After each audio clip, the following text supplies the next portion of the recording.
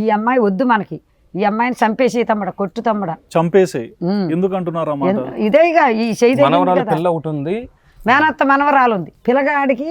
ఇప్పుడు ఇప్పుడు లావణ్య మామన్నడా వాళ్ళ అక్క మనవరాలు ఉంది.